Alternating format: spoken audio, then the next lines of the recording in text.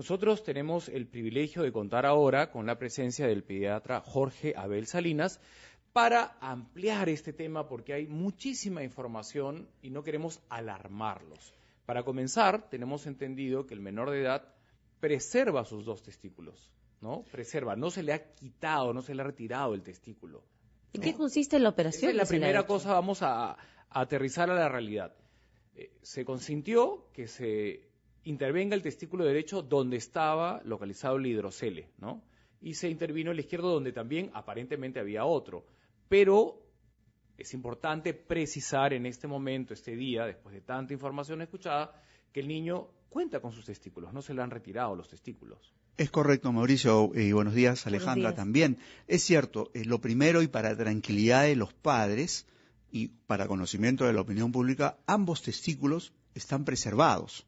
No se han quitado los testículos y por lo tanto, por este acto quirúrgico, no se ha puesto en ningún riesgo la fertilidad de este niño para cuando sea adulto, en lo que se refiere a tener hijos o no tener hijos. ¿Dónde se origina la ofuscación de la madre, la indignación? Y también celebramos la actitud hidalga del pediatra que ha intervenido, Daniel Quispe, que dice, sí, me he equivocado, intervine el izquierdo y no el derecho, y lo asume, nunca lo evade ni sale corriendo, ¿no?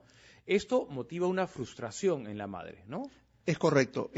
Por lo que hemos podido revisar de la información, obviamente esto tiene un procedimiento mucho más estricto, que es la auditoría médica, donde se revisa la historia clínica, todos los pormenores, y se analiza qué tanto se consignó ahí o no.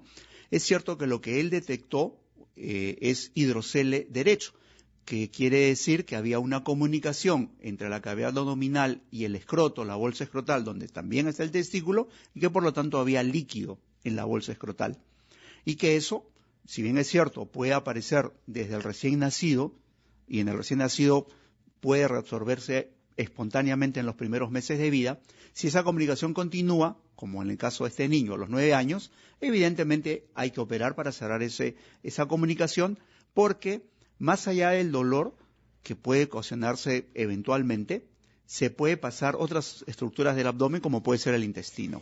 En este caso se dice que solo se detectó el hidrocele en el testículo derecho y se operó el izquierdo, pero que durante la operación se dieron cuenta que ahí también había un hidrocele. ¿Eso es posible? ¿Es posible que no se haya detectado en el izquierdo y luego cuando operan ven que sí, efectivamente, existía la condición? A ciencia cierta sí es posible. De hecho, es muy común, en más de la mitad de los casos inclusive, que el niño que tiene hidrocele de un lado también lo tenga del otro lado, que sea bilateral. Es más, en algunos casos se solicita autorización a la familia para operar ambos lados, para explorar ambos lados, porque no necesariamente es tan palpable. Puede ser que en algunos momentos del día la mamá note, y aquí puede ser un mensaje para las mamás, para los propios niños que deben avisar cuando pueden conversarlo, sino las mamás cuando cambian a sus bebés, en algunos momentos del día, cuando el niño puja, cuando el niño hace un esfuerzo, cuando se pone de pie, puede aparecer el bulto en la zona inguinal hasta el escroto. Ajá. Y en otros momentos del día puede desaparecer. Entonces sí puede ser visible, eso es un buen consejo. Puede ser visible, puede ser Hay que visible. estar atentos. Hay que estar atentos y para eso es el examen, son los controles. Sobre todo está frustrante, doctor, y ustedes tienen este lenguaje que los padres no descifran, que el niño de meses de nacido nunca le va a poder verbalizar a un padre a dónde le duele o por qué llora incesantemente. A veces ustedes ya tienen como que una decodificación del llanto y dicen, ya, este llanto es por hidrocele, ¿no? Porque la práctica los vuelve a ustedes un poco sabios, ¿no? Bueno, tanto como sabios no, pero... Pero acertados, ¿no? Sí, o sea, porque es cierto. Es frustrante. Hay algún llanto... Los primeros meses de vida, ¿cómo das? Hay algún llanto, a mí me ha tocado ver a algún niño en alguna ocasión que tenía un llanto incontenible y la mamá me decía, yo pensaba que era la orejita, no le duele el oído, no le duele esto, yo lo examino y veo que tiene un bultito en una región inguinal, es que ha pasado parte del contenido intestinal y no puede regresar y le causa dolor. Claro. Entonces han entrado a cirugía. Y en este caso, doctor, ¿cuál es la diferencia entre una negligencia médica y un error? Porque nos generó en un inicio mucha indignación la respuesta del director del hospital, porque dijo, no es negligencia, es un error. Importante también, Alejandra, que la información a medias generó zozobra en la población, porque daban a entender, no fueron muy precisos, que le habían retirado el Así testículo es. sano. O sea, la mamá decía, mi hijo tenía un mal en el testículo derecho y le han intervenido el izquierdo. Le han intervenido el izquierdo, pero no precisaba, ¿no? Y esto generó zozobra e indignación en todo el Perú, ¿no? Nos remontó a ese caso del paciente con diabetes que entró al Sabogal con la pierna derecha sana, ¿no? La izquierda gangrenada y le amputaron la sana, ¿no? Creo que a muchos peruanos se le vino esa trágica escena médica, ¿no? ¿Cuál es la diferencia entre una negligencia y un error? Para hablar de una negligencia médica, habitualmente hay 3 escenarios. Uno, que sea impericia, es decir, el médico no está facultado, capacitado para desarrollar tal o cual procedimiento. En este caso no procede porque entiendo, y se ha dicho varias veces en los medios de comunicación, que el médico es cirujano pediatra certificado por el Colegio Médico.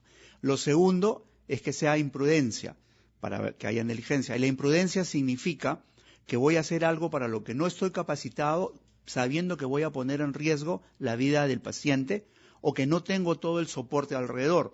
No se me ocurriría operar un apéndice, por ejemplo, en mi consultorio. Eso sería imprudencia. Y lo tercero es cuando hay dolo, es decir, porque quiero causar el daño o porque voy a recibir una retribución que puede ser económica para hacer esa actuación. Esos casos son de negligencia. Aquí se consigna y se conoce en el mundo de la medicina, y no es algo exclusivo de Perú, el error médico. Y el error médico se suscita, y aquí me parece que tenemos un nuevo mensaje, es porque no hacemos el control de calidad y el chequeo correspondiente cuando va a entrar a sala de operaciones. Eso se llama checklist, y es algo tan sencillo, yo lo comentaba fuera de micrófonos, es como cuando uno sube al avión y uno tiene que escuchar nuevamente cada tramo del viaje. Póngase el cinturón de seguridad de esta manera, el chaleco se pone así, en caso identifique la zona de salida. Eso se llama un checklist. En sala de operaciones es igual. Tienen que haber esos checklists, todas las instituciones lo tienen que hacer, y una de las preguntas es, ¿ha identificado el sitio de la operación? Y en este caso ahí está el error médico, ¿no? Ese es el error médico. El izquierdo y el identificador el derecho. Así es. ¿Cuándo un niño debe ser intervenido de hidrocele? A cualquier edad. Muchas personas están preguntando eso, que tienen pequeños que ya identificaron, de acuerdo a la narración que usted ha dado, que puede ser hidrocele. Doctor, ¿nos acompaña al volver de la pausa para ampliar este tema a los padres de familia que están inquietos? Sí, volvemos en Encendidos.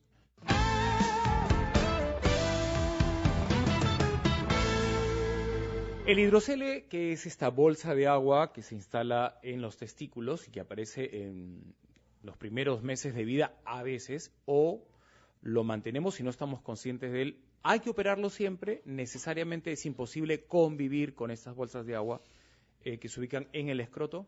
Sí, el recién nacido puede tener hidrocele, que le llamamos congénito, es decir, al momento de nacer ya lo puede tener, pero en esos casos no se opera, se suele vigilar, se suele observar, porque se suele reabsorber espontáneamente solo en los primeros 3 o 4 meses de vida.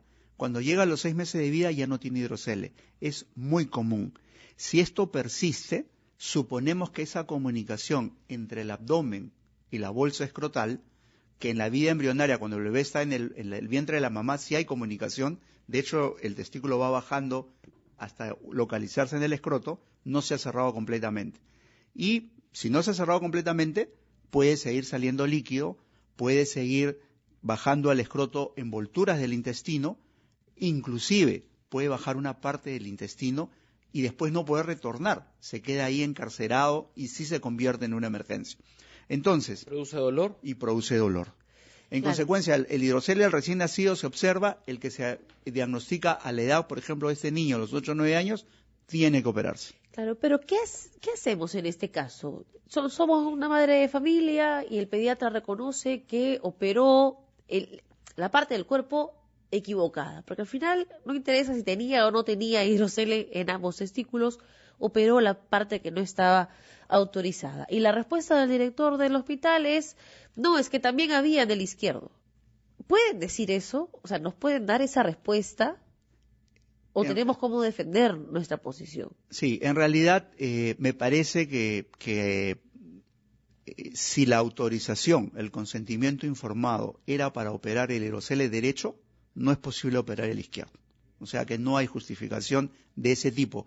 Es cierto, yo no puedo negar que puede haber de los dos lados, pero a la madre, al padre, no se le informó que había del lado izquierdo. Y eso de por sí es una falta.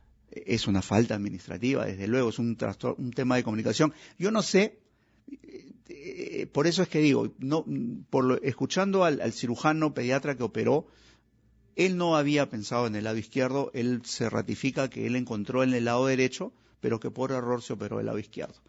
Que encontró un hidrocelio o no, no sé, habrá que ver el reporte operatorio si es que había hernia o no. ¿Por qué pasan esas cosas? ¿Por qué sucede? Esa pregunta me parece interesantísima, Alejandra, y me parece que esta es la oportunidad para que la autoridad sanitaria, la Superintendencia de Salud, tome en cuenta esto.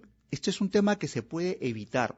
En este niño, ok, lamentablemente va a tener que ser sometido a una cirugía del lado derecho porque el hidrocelio sigue ahí. Es cierto que no se ha comprometido su fertilidad, es cierto que sus testículos están bien, pero también es cierto que esto puede volver a ocurrir si no tomamos acciones preventivas. Y esta es la lógica de la que debemos estar todos. Entonces sí debemos obligadamente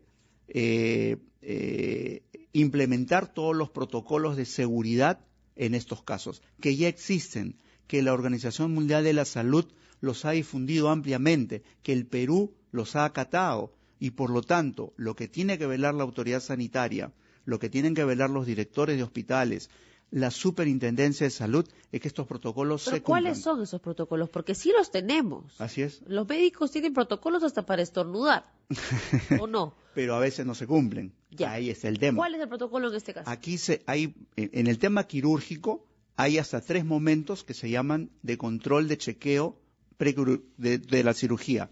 Desde que el niño baja a sala tiene que cumplir con exámenes de laboratorio, con riesgos quirúrgicos, etcétera. Cuando va a empezar la cirugía, hay una serie de preguntas que van desde la identificación del paciente, la identificación de todo el equipo quirúrgico, del área que se va a operar, de los riesgos, de la esterilidad. Y luego, cuando sale el paciente, si es que el niño está sangrando o no sangrando, si está estable o no estable. Es decir, hay momentos de chequeo. Así es. Bueno, muy buenos consejos entonces que nos da el doctor Jorge Abel Salinas, médico pediatra. Muchísimas gracias por estos consejos.